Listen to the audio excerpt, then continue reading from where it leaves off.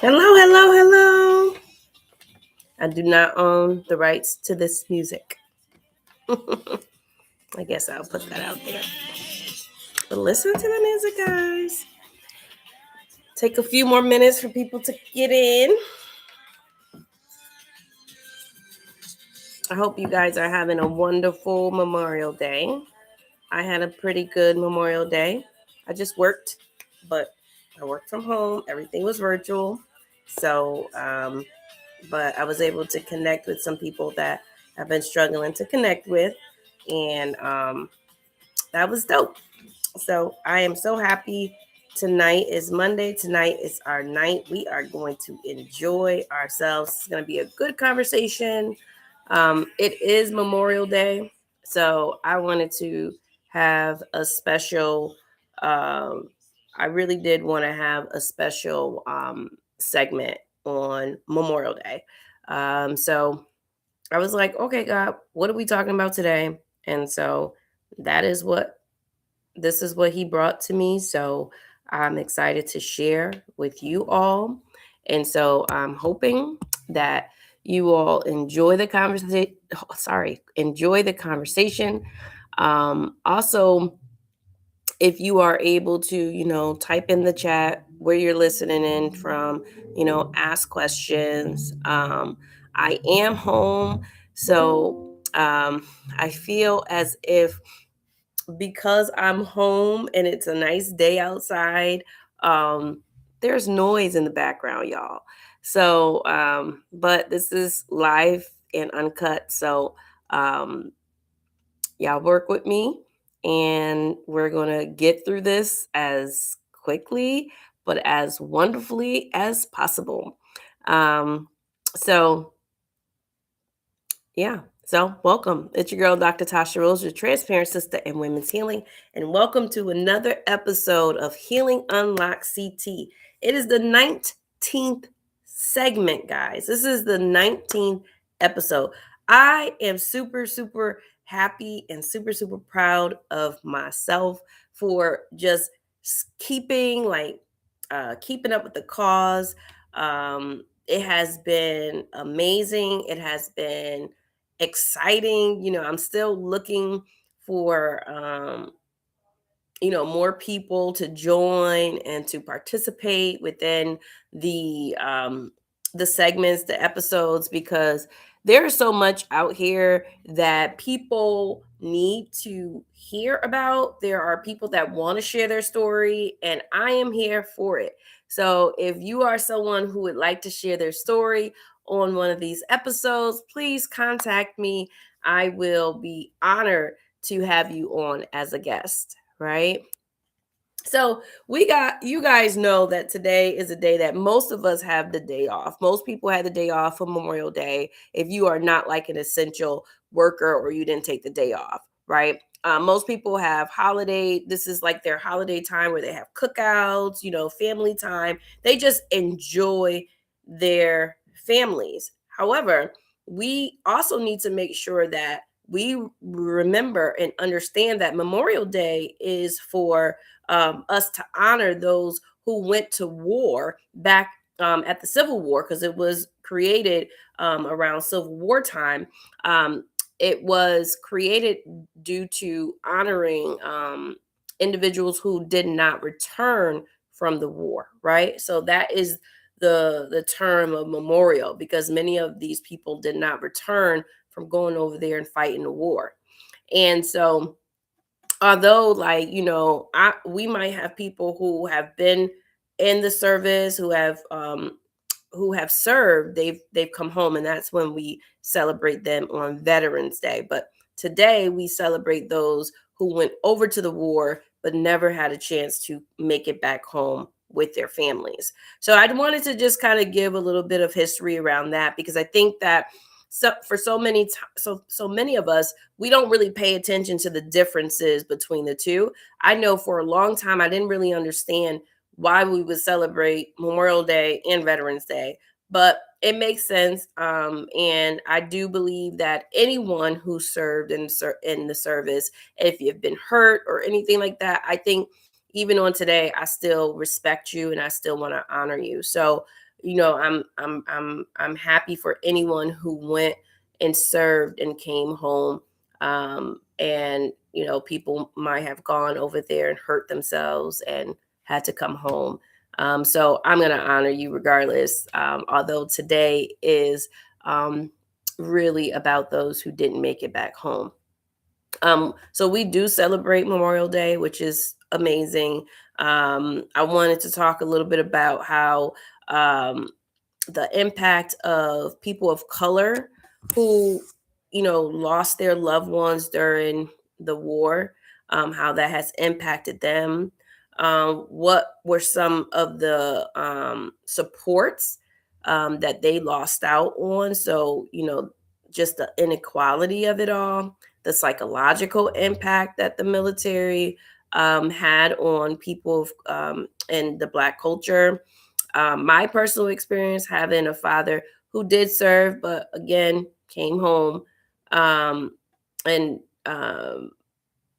just really understanding that, even within the scripture, it teaches us about war, it teaches us about peace, and it teaches us about having good posture in our heart. And so, although the war at times is necessary, it is so important that we still understand that everything that we do, we still have to have a good posture in our heart. And then, again, let me know where you're watching from. If you are someone in the military, just type military. If you are someone that you've lost a loved one in the military, please just let me know.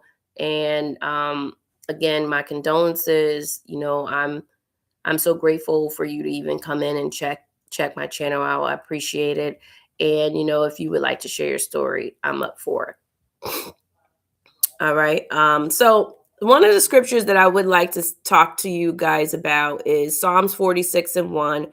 So God is our refuge and our strength. We know that God is our refuge and our strength. He teaches us how to, really just love one another, and when we have trouble, to like really focus on him.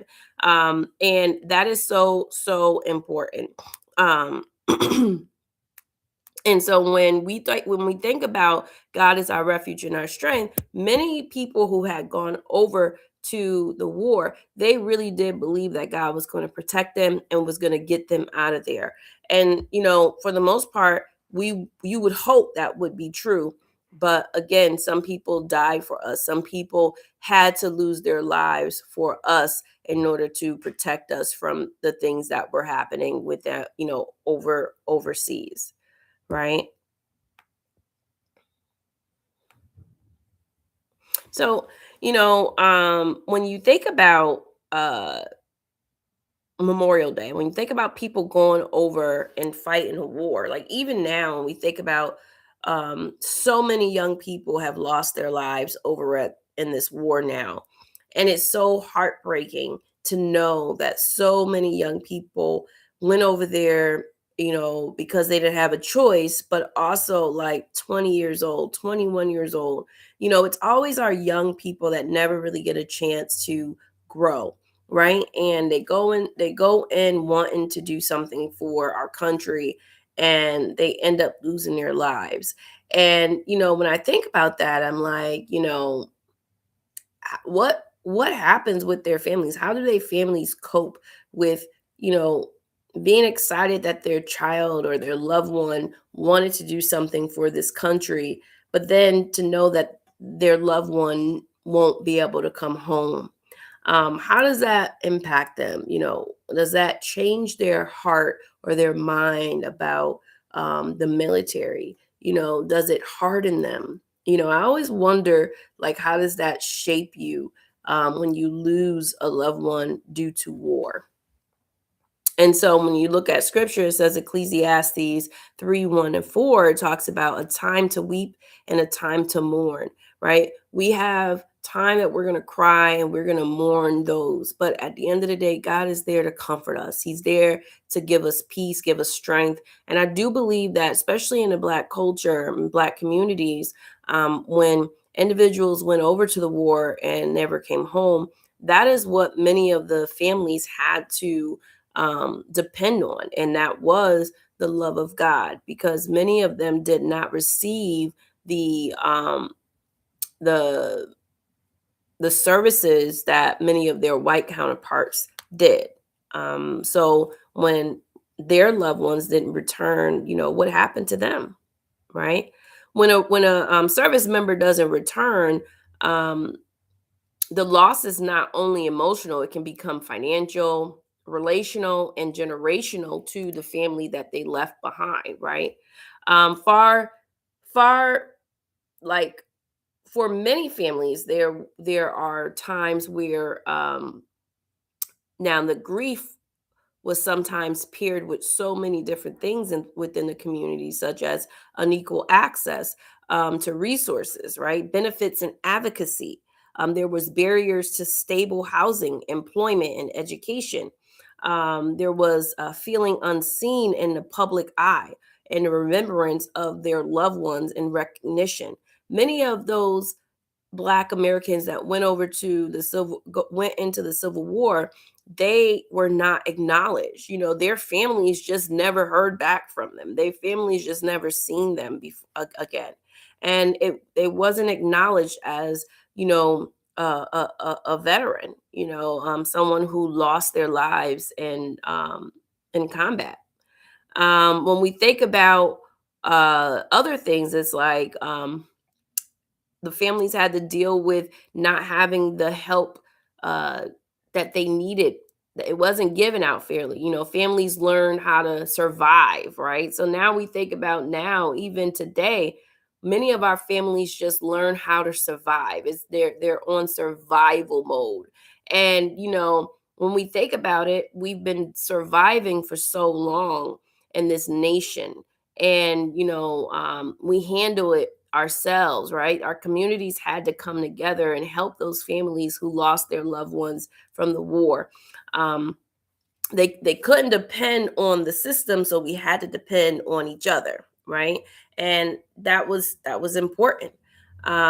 We also had to think about the fact that um, you had to keep things private, because if you said too much, or if you showed too much emotion, there might be consequences, right? So those were some strategies that families had to learn. You can't say too much about the system, because if you said too much, you can find yourself in trouble. And so some of these strategies, they did protect the families in one season, but for other seasons they did not. It shaped us. It shaped a lot of the families to struggle with trust. It shaped a lot of the families to show love through action and not words, because when you're going into the service, you're not always speaking love. You're like showing that you're there, you're going to help support. And so a lot of people, they started to show love by action, not by telling someone, not by being emotional, because if you're in the war, you're training to not be empathetic, you're training to protect, right? So a lot of those strategies that many people learned wasn't always "I love you," I love you, I want to want to be around you, I care for you." It was more so, "I'm going to do what I need to do to protect you, and if I can, I'm going to help support you." So a lot of people went over to the war, or people who came back. Their belief system was so strong in God, right? And so for centuries, they just believed that God was going to pull them out. That they was going to protect them even within our communities when they were poor. It's like many people just really believe that God was going to keep them and was going to push them to another space, right? So we can honor sacrifice and still talk about what some families carried without support. Truth and honor can live in the same room. Did like do you really know, like, truth and honor can definitely live together? We can talk about the negative pieces of it, but we can also talk about the truth of it. And the truth of it is that these men and women went over there to fight for us, for our communities, for our country, to make sure that we were safe. So the truth is that some of the things that we went through wasn't great, But the honor of it all is that they actually took themselves over there for the benefit to protect our country. Um, so some of the, if you look at the psychological lenses of how the war has shaped, especially the Civil War has shaped many Black families, and the psychological lens is like the collective grief. When many people in the community carry similar loss, they start to believe or start to behave the same way, right? So many people lost their loved ones within the Civil War, and when they went over to fight, and they were not acknowledged the way that other, like the white community was, that they started to look at loss differently, right? Generational trauma, when survival patterns get passed down, so many people had to learn how to survive, right? They had to learn how to survive without brother or without dad. Um, parent mothers losing their husbands, their sons, and they had to learn how to survive without the head of household. They had to make things work. And if you see the patterns today, even within our communities, that's what a lot of it comes from. It's like generational patterns. And a lot of that is trauma. Like, we should be open to ask for help, but we should also be open to receive it. And sometimes, because of the way that people were treated back in the day, right? Many people don't like to ask for help, and they don't like to receive it. So then it becomes very, very, people get constrained, like they get stuck. Good evening, Patrice. How are you? um Meaning and making, people build beliefs after loss, so the world isn't safe. So when you have to be strong all the time, sometimes you feel like you got to do it yourself. Or people would say stuff like, God left me, when their loved one, when they lost their loved one during the war. So many people within the communities, they lost hope, right? They lost hope in, why would God do this? Why would he allow my loved one to go over and fight for this country and then take them? And so, that could be a negative. But then we have others would say, God kept me even when my husband didn't return, even when my son didn't return, right? Even when I didn't know. So we have all of these things that happens with us psychologically when, during the time of Civil War, during the time of war. But we as Blacks have to understand that we have to maybe sometime get rid of some of these generational trauma strategies, and learn that we are human, and we have the right to feel a certain way, but we now have to change the way that we look at survival. We should be looking at it more in a way of helping each other more and being there for each other, and not being against one another. And I think that the things that a lot of the Black communities did back in the Civil War, when their loved ones wasn't returning, they stuck together. And a lot of times now, that's not happening, because that same thought mindset of helping each other and being there with each other now has uh overflowed into our communities of, you can't trust one another, keep your stuff private, you can't do anything for me, and I can't do anything for you. These are, a lot of this stuff is from generational trauma and hurt, and it's just poured into our communities, which causes our communities to be even more insufficient or impoverished, because we are holding on to a lot of anger, a lot of guilt, a lot of just like despair. And we don't want to do that. We want to really pay attention to what God is saying to us. And sometimes we can't do that because we're stuck in the past. We're stuck in, well, Big Mama said this. We're stuck in, well, my mother and father did this. But sometimes those situations that we were in growing up were only due to survival, and sometimes we don't have to be in survival mode anymore. So yes, we can memorialize people who lost their lives and people who taught us things, but we also have to understand that we have to be the change. All right. Have you seen survival mode passed down in your family? I know some people, I know for me, it's like, you don't want to throw away anything. um, Like my mom she's one of those, like my grandmother, I've gone to people's homes and just see how they hold on to everything because they feel like I'm going to need it. And I'm not saying that they're not. I'm not saying that we should not prepare for things, but sometimes it can be a little bit obsessive. But that is because, you know, we didn't have a lot and we had to make what we had stretch and we had to make what we had work. And so the things that we might have gotten if we were part of the veterans, then we wouldn't have to have worked so hard. But because we had the cards stacked against us so much, a lot of people have grown into this survival mode, and it just continues to move forward. I always remember this little riddle where it talks about it was a Thanksgiving, and it was a family. They were cooking. The grandmother, the great grandmother, the mother, and the little girl was in the kitchen. They were cooking, and the mother cut the butt of the ham off and put it in the pan. And the little girl looked at mom and asked mom, why did she do it? And mom said, oh, I don't know, ask grandma, that's what we always do. And so grandma says, oh yeah, that's what we always do. Ask your Gigi.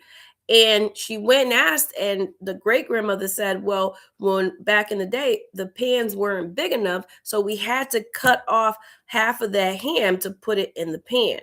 And so that's kind of like how we look at a lot of these generational things that we carry as people.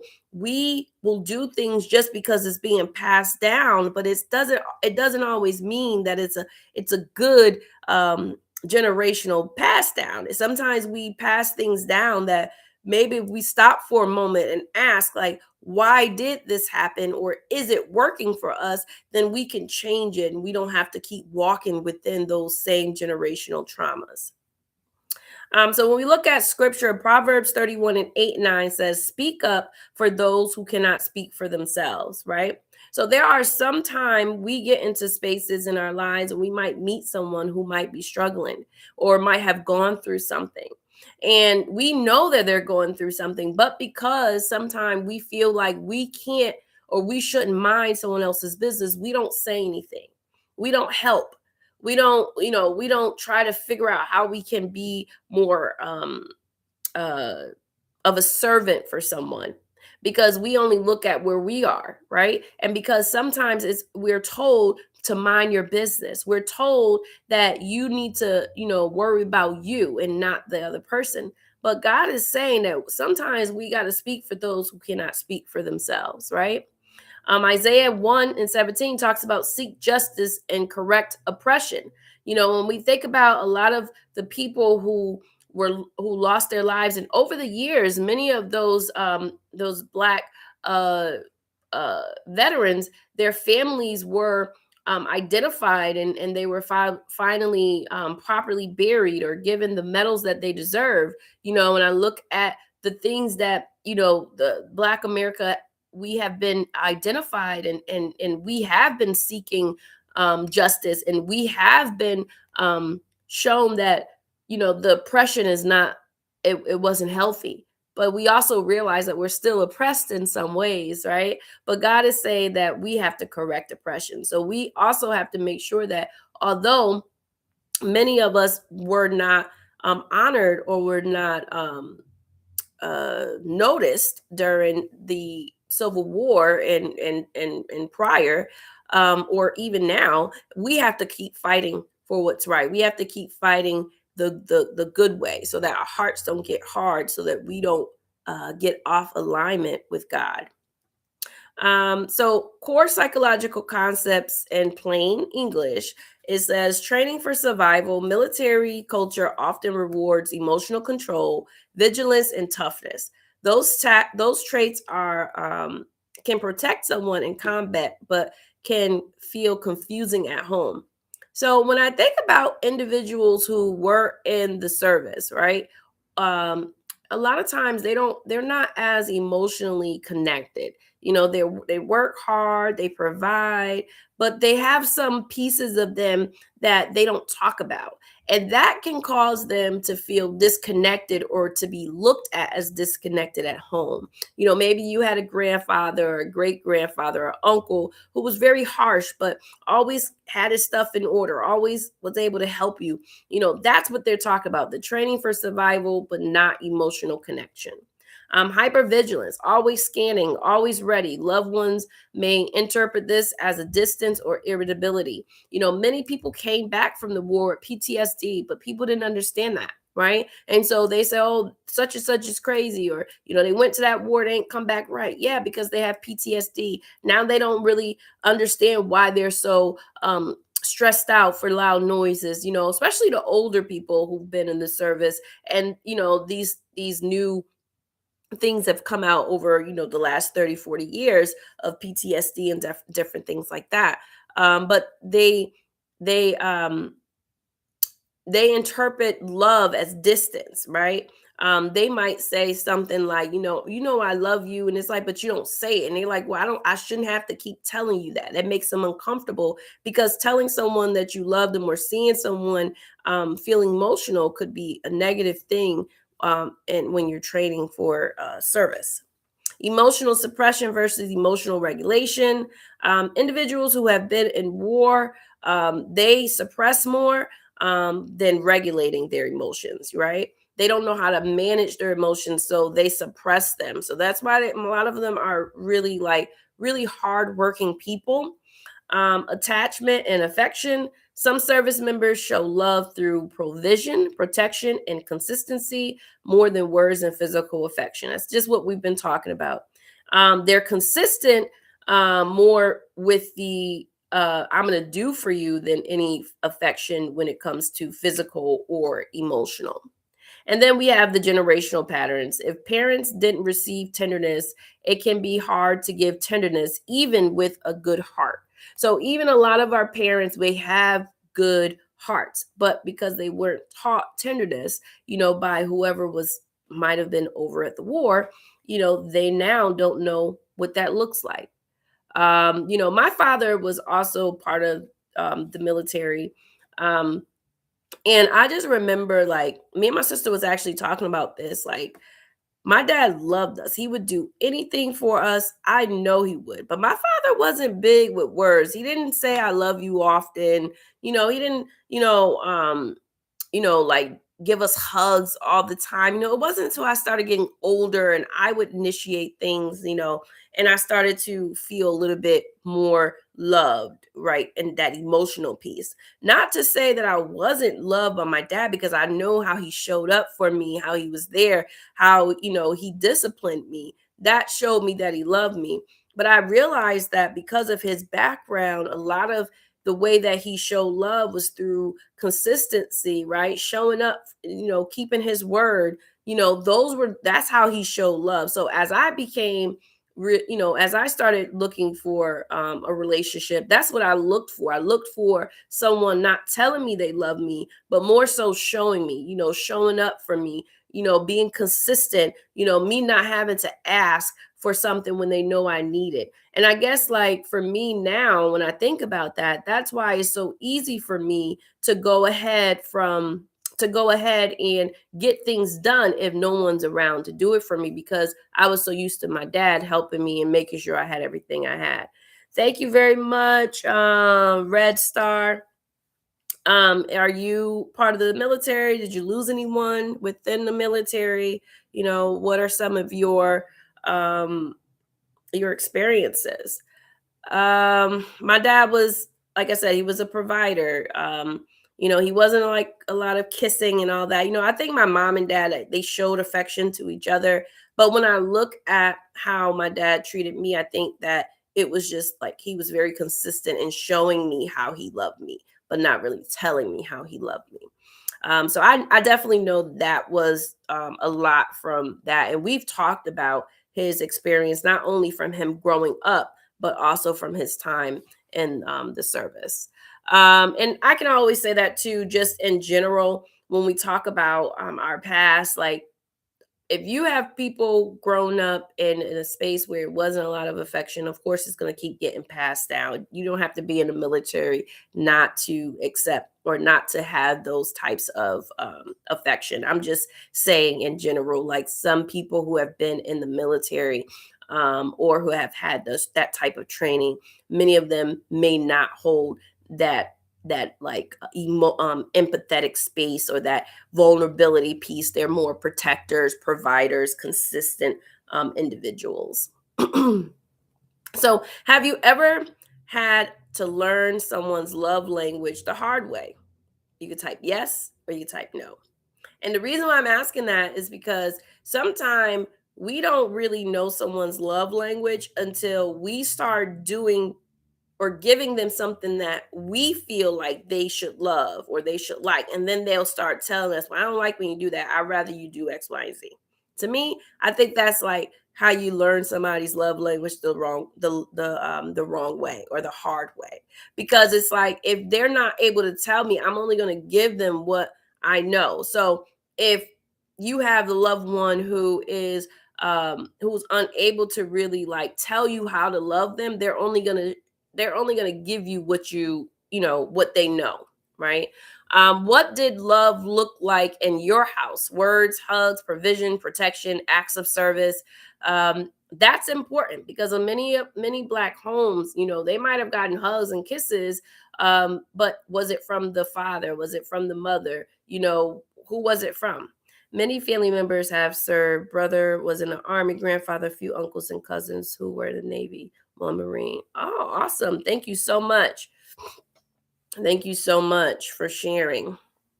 I also want to just go quickly into the Bible, what the Bible says about war and peace and how faith holds both of them. So the Bible acknowledges war as a reality of a broken world, but it also calls us toward peace in our hearts and relationships. So when you think about the war, I'm not a big fan of the war, especially when people losing their loved ones and sometimes going over there for no reason. I'm not a big fan. But what I will say is that I want to make sure that whatever happens within my area, if it's a war on family, if it's a war in my community, that I'm still going to love people. I'm still going to try to be empathetic and talk to people and be vulnerable because the goal is not to have a hard heart. The goal is even if I were over there in another country, if you are not the person I'm after, I'm not going to go over there and be mean to you just because I'm a service member. And that's what God, he does not want us to go anywhere with a hard heart and being nasty. Peace is not pretending like nothing happened. Peace is choosing a posture that doesn't stay trapped in bitterness. And this is just in everything. Sometimes, like I talked about this before, like a lot of people talk about wanting peace and they want peace because they're not willing to express what it is that's hurting them. They'll blame um, other people for triggering something that they haven't dealt with and say that I'm losing my peace. But to be honest, it's like peace is what God gives you.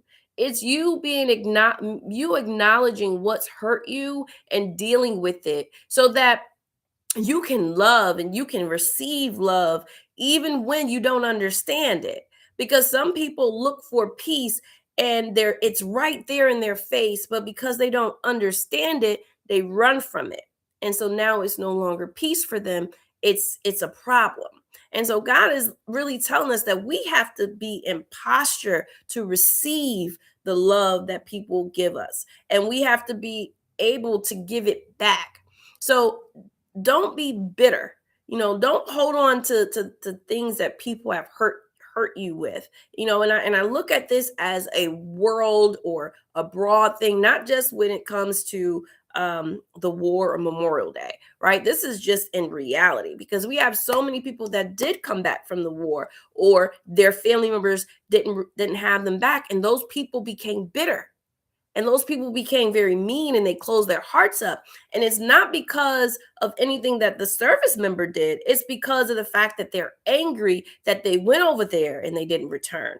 So now they're angry, they're hurt, they're bitter, and they feel like nothing can give them peace. But the truth is, God can give you peace. Being able to express what the issue is, why you're hurting, why you're sad, can give you peace. But sometimes people don't want to, because change is something that is uncomfortable.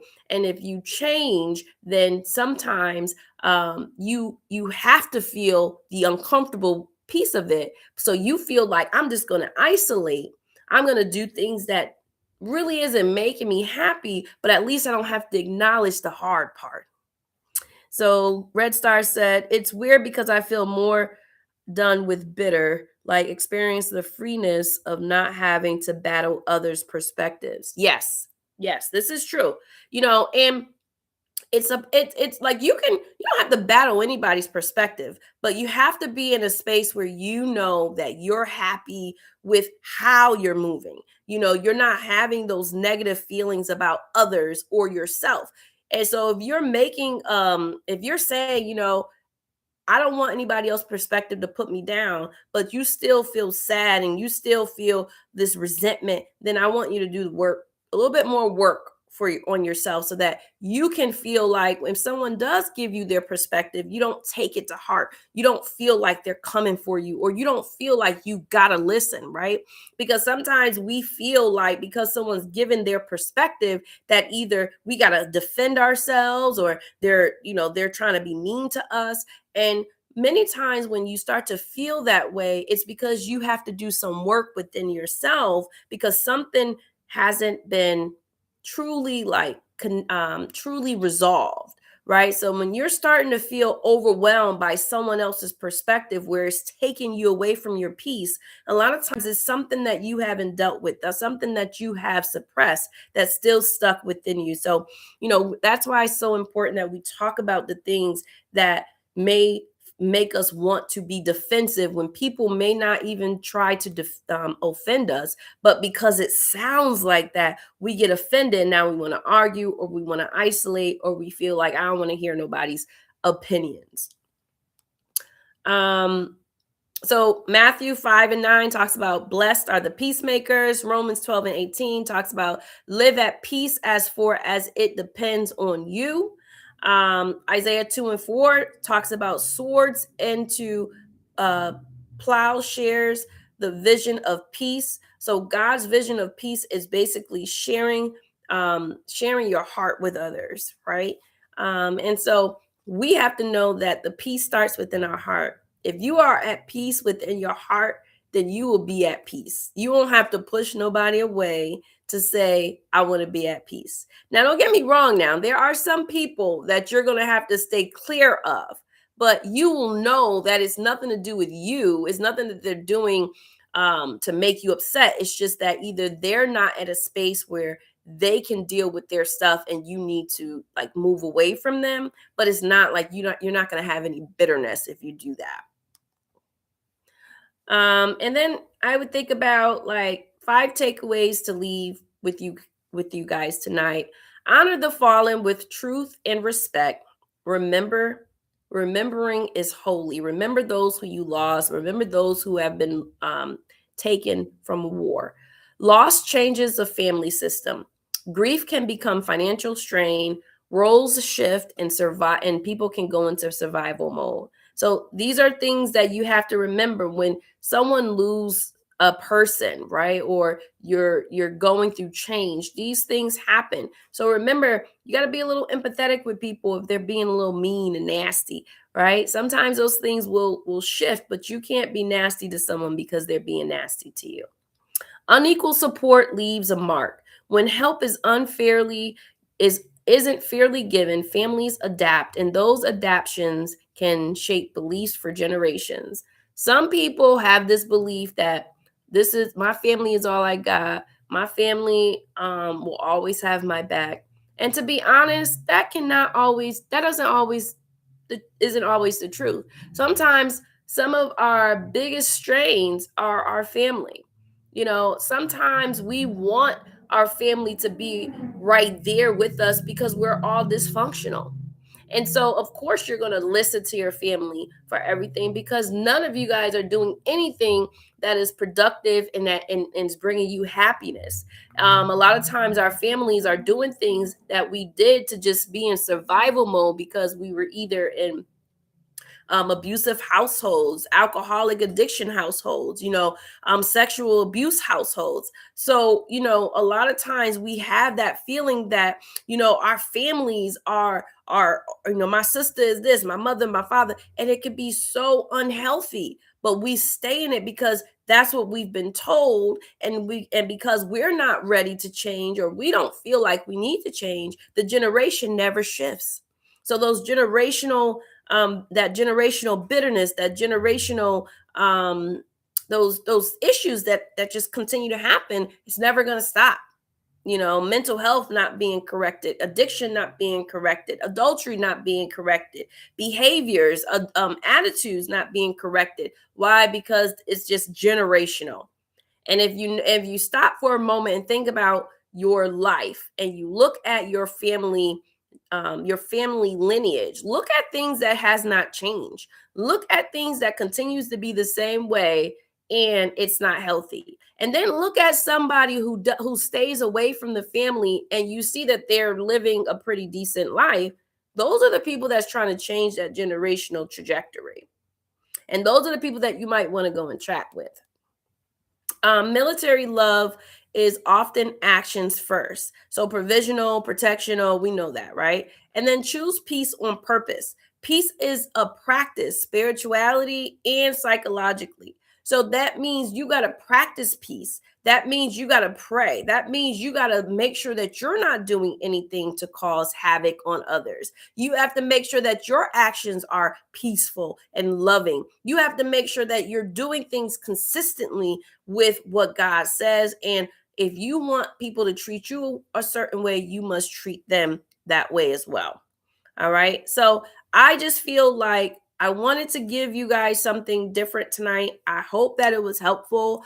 I really do believe that many of us are stuck in generational bitterness. And a lot of it is due to the fact that many of our loved ones were a part of that unequal system in the war, right? And it just kept coming, and nothing was changing.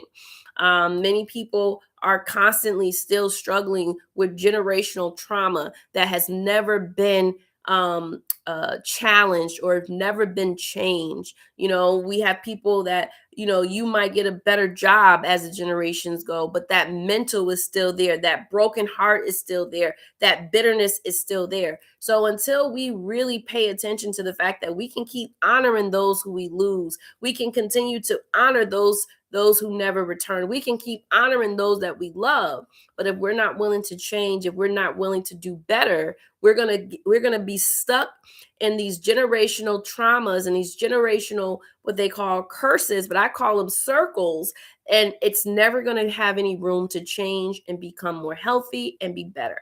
So I hope this was helpful tonight, guys. And I thank everyone who logged on. Please, you still have time to leave a comment. You have time to speak about whatever it is that you would like to speak about. I just know that I'm learning more and more about the things that I want to make sure that it doesn't keep going into generations of within my life and within my family. Generational being generationally stuck can really lead you to being unhappy forever.